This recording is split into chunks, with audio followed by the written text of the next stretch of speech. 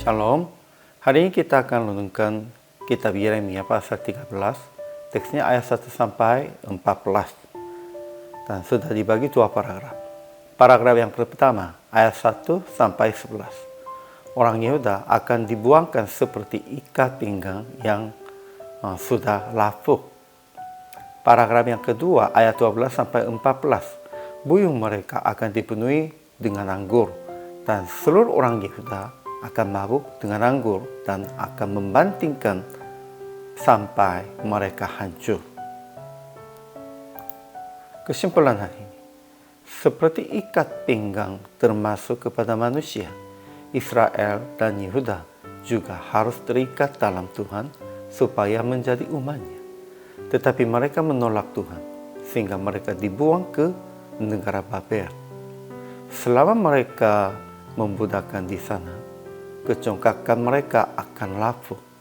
Ketika buyung mereka akan dipenuhi dengan anggur, dan seluruh penduduk, para raja dan para imam dan para nabi akan mabuk dengan anggur dan akan membantingkan sampai mereka hancur. Ajaran tentang Allahnya. Pertama, Tuhan memberitakan rencananya yang membuang Yehuda dengan perumpamaan ikat pinggang linen yang sudah lapuk. Dulu Tuhan meletakkan kaum Israel dan Yehuda kepadanya supaya mereka menjadi umatnya, terpuji dan terhormat baginya.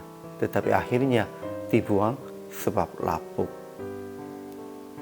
Kedua, Tuhan perintahkan kepada Yeremia akan membeli ikat pinggang linen dan menyembunyikannya di sana di celah-celah bukit batu di sebelah sungai Efrat.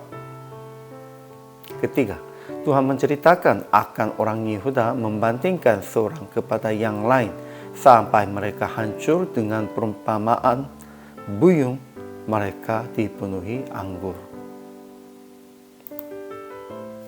Ajaran tentang manusianya. Pertama, kecongkak-pongkakan Yehuda dan Yerusalem akan dihapuskan sebab mereka enggan mendengarkan perkataan-perkataannya, mengikuti kedegilan hatinya dan mengikuti Allah lain untuk beribadah dan sujud menyembah kepada mereka. Akhirnya mereka menjadi sebagai ikat pinggang yang lapuk.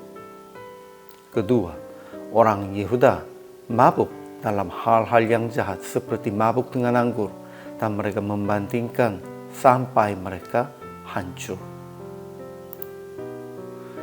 Kemudian aplikasi hari ini. Pertama, tetap diikat pinggang Tuhan sebagai ikat pinggangnya dengan melakukan sesuai dengan ajarannya.